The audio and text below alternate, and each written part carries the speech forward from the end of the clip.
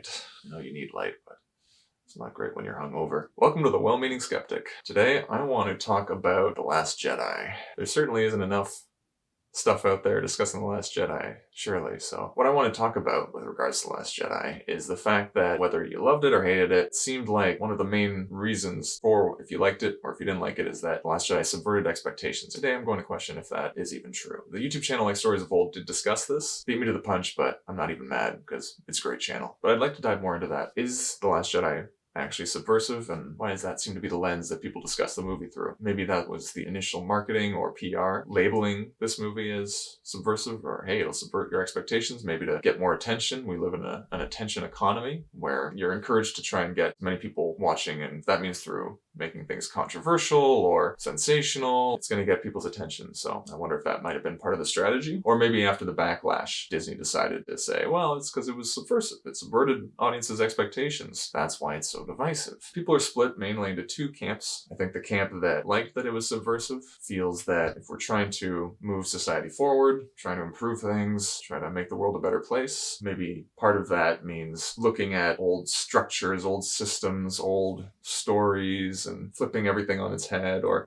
demolishing things that no longer serve a purpose or need to be updated. And so I think those people felt that things like Star Wars, that were such an embedded part of modern culture, needed to be subverted or reanalyzed. And I think the camp that wasn't happy with The Last Jedi being subversive, for a lot of people, especially that live, say, in North America, for example, we don't have that long lineage of cultural practices and rituals and beliefs and stories that are passed down generation to generation anymore. It's all fragmented. It's different every generation. Things move so fast with technology and entertainment. It kind of feels like your culture is whatever you grew up with, movies and music, games. So something like Star Wars really brought back a spirituality and, archetypal epic stories for people to latch onto, and these heroic characters for people to admire and be inspired by and look up to and learn how to navigate through life with these stories, right? Every culture has those things, and that's very important. And as we know, I think whenever someone's culture is taken away, whether it's,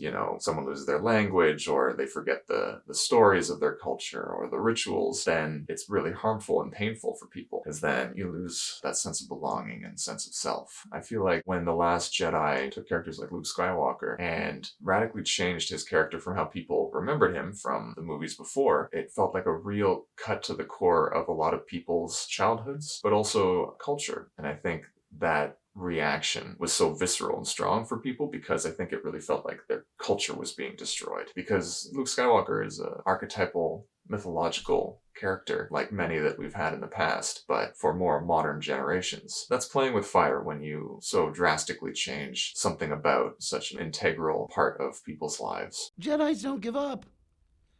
I've got to stop thinking old school, because this is the new generation. In this generation, not only they give up, but they move to an island for 20 years. Now, I want to go into whether the movie was subversive in the first place. Personally, for me, I don't think The Last Jedi is subversive at all. One reason is Disney doesn't want to be subversive. It being one of the biggest corporations around, it wants to have guaranteed profits for its investors and shareholders. It's not important if it's of high quality, only if it makes money. It's not going to want to take a risk like The Last Jedi seemed to be for a lot of people. For me, if you zoom out, in a sense, and you look at how The Force Awakens was really a copy and paste repeat of A New Hope, well, that makes sense because, let's just do what we know worked really well before. It's a safe bet. And I believe that The Last Jedi was just doing the same thing with Empire Strikes Back. But I think, if anything, Empire Strikes Back was more subversive. Let's look at the subversive elements of Empire Strikes Back. The big epic battle actually happens at the beginning of the movie, which hasn't really happened before or since very often. That was a real flipping things on its head in terms of how movies usually operate. Whereas The Last Jedi has the big battle at the end, which was actually more conventional. You have the big plot twist with Darth Vader being Luke's father.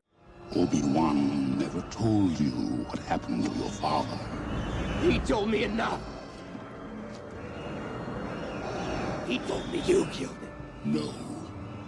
I am your father. Talk about subversive. That's still seen and lauded as one of the most historic examples in movie history of an incredible, subversive scene or just a plot twist in general, just a historic example of doing the unexpected. One other thing with Empire Strikes Back, I guess, that was subversive is that it doesn't really end on a happy note. Luke lost against his fight with Darth Vader. For these kinds of big action movies, that's something that usually happens. If we compare that to The Last Jedi, Rey isn't feeling defeated, in fact, quite triumphant, I think.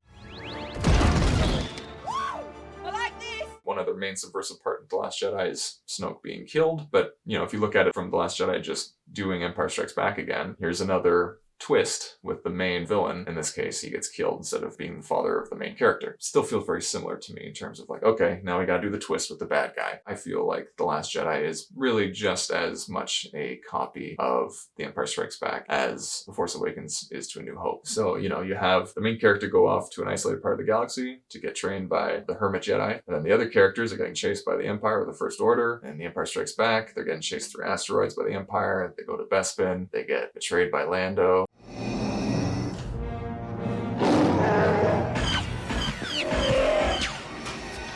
Last Jedi, they're getting chased by the First Order, go to Canto Bight, right? They meet Benicio del Toro. You think you can trust him? Nope, not del Toro. It's the same thing. Maybe sprinkle in some Return of the Jedi as well. See for yourself. The entire resistance on those transports. Soon they will all be gone. Now, I think where people felt that The Last Jedi subverted expectations is that, they're looking at, they took the Luke Skywalker character that we know and totally changed him around. There was no continuity from where he was in The Return of the Jedi. You failed, Your Highness. I am a Jedi, like my father before me. Now how we see him in The Last Jedi, defeated, broken, given up, abandoning everything. Go away. So if you're expecting these movies to continue on from episode 6, then you'd be confused. But if instead you look at how these movies are just repeating episodes 4, 5, and 6 with episodes 7, 8, 9, then it makes sense. So in The Force Awakens, they needed a mentor for the new protagonist. Well, they didn't have Obi-Wan in this case, so they used Han Solo. They even kind of die in a similar way. And with The Last Jedi, they needed a hermit old Jedi to train the new character. They didn't have Yoda in this case, so they went with Luke, the next available option. Go away! I don't think Disney was looking at, okay, well, let's continue on the story naturally from where the characters left off. I think they're looking at, no, we just gotta take the mold and then just keep doing the exact same thing. Whether it makes sense or not in terms of the overall grand story of characters and how they evolve. So I understand where people were confused at why Luke was so different, but it makes sense if we look at The Last Jedi just doing the same thing as Empire Strikes Back. That's why I don't think The Last Jedi is subversive. What I do think it is pretentious. Pretentious in the sense that it professes to be or claims to be something that it isn't. Through all the marketing, and I think a lot of people that support the movie, how they talk about why they like it or why it's important, why it's good. It's a lot of words like